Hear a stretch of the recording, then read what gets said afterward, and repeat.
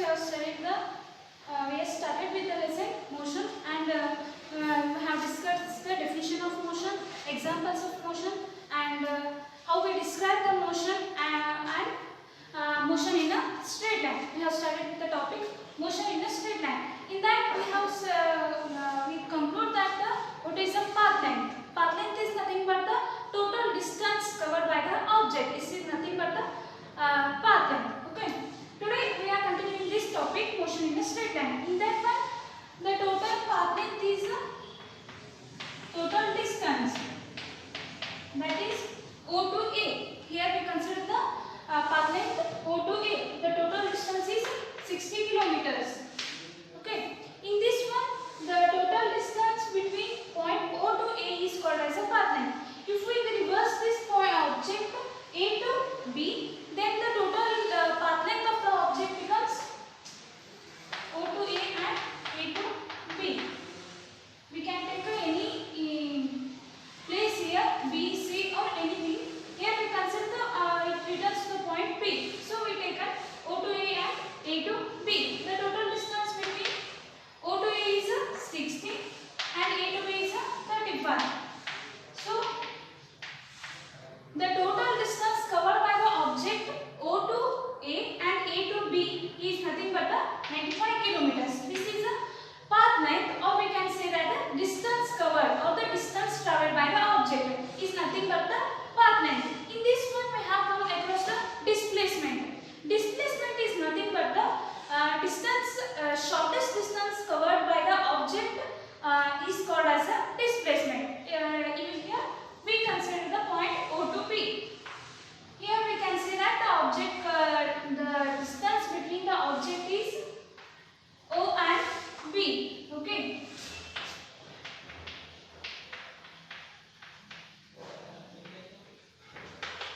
The shortest distance between two objects is called as a displacement, or the shortest distance between the distance covered by the object is called a displacement. Here we cannot say the O to A and A to B is a displacement. It is a distance traveled. Displacement means from the object starts from O and ends to the B. That is for 25 kilometers. This 25 kilometers is nothing but the displacement. So what we concluded that distance traveled of the path length is different from the displacement. Displacement is the shortest distance between shortest distance of the object. Shortest distance of the object is called a displacement, and the total distance covered by the object is called as a path length. Okay. Here we discussed about the displacement and the distance traveled of the path length. The next concept is a uniform motion and a non-uniform motion. The uniform motion is the object covers the equal distance in equal interval of time is called as a uniform motion. Okay. And the non-uniform motion is the object covers an unequal distance in a unequal interval of time. It is called as a non-uniform motion. Here we consider one example. If an object or a car moves in a car started to move and covers 5 kilometers in 5 minutes, and the next covers 10 kilometers in 5 minutes and 15 kilometers in 5 minutes, then it is said as a uniform motion. Here what? The car moves in 5 kilometers in 5 minutes, then 10 kilometers in 5 minutes and 15 kilometers in 5 minutes. Here the distance and the time interval is uniform here. That is called as a uniform motion, and non-uniform motion means unequal distance is covered by the time interval. That is called as a non-uniform motion. Okay, we have studied about the uniform motion and a non-uniform motion. The next one is a measuring of the motion. How we measure the rate of motion? For any object or any instrument we consider it has a particular unit. How we measure through that measure the one object. So this motion has a certain unit, that is called as a rate of motion. What is the unit of this motion? I mean to say that if the distance covered by that object is motion. For example, you have seen the signboard. In that they mention 50 km/h, right? So this shows that the distance for an object it has to cover 50 kilometers in hour. This is about this is the rate of motion.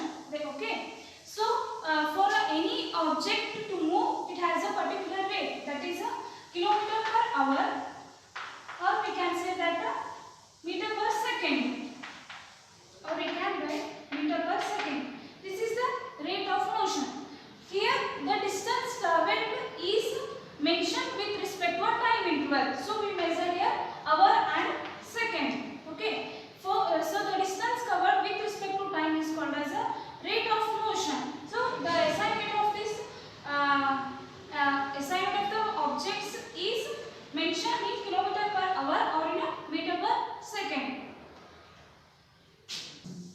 So in this measuring of a motion, we have come across the speed. What is called a speed?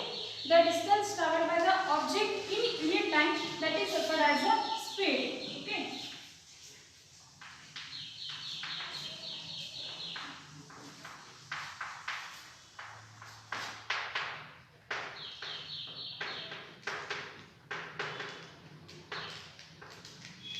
The distance covered by the object in unit time is called as a speed. So the assignment of speed is nothing but a kilometer per hour or meter per second.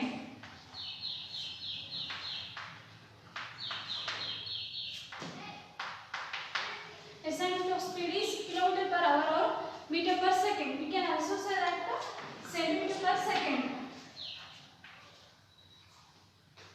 Okay, this is the average speed. Then we have the average speed.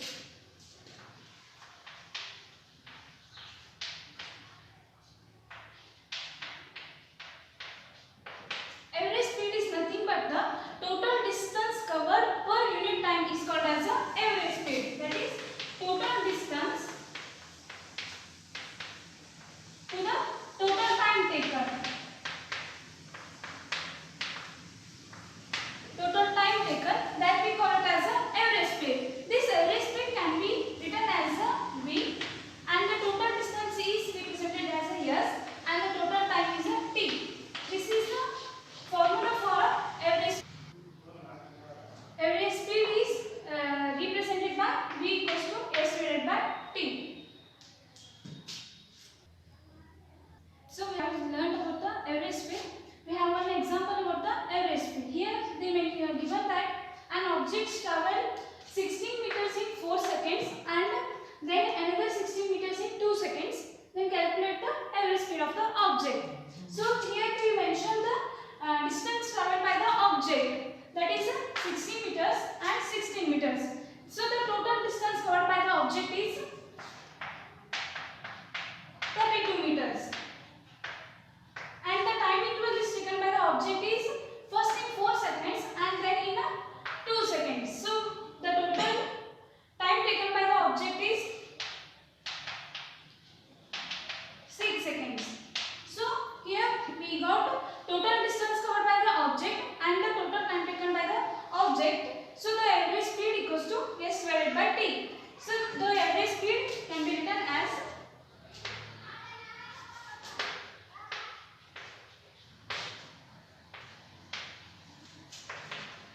the average speed can be calculated as 32 meters divided by 6 seconds. So 5.33 meter per second is the average speed of the object. Okay. First in the given we have to mention the total distance and the total time taken. Then we have to calculate the average speed of the object. So this speed has only the magnitude and it has no direction.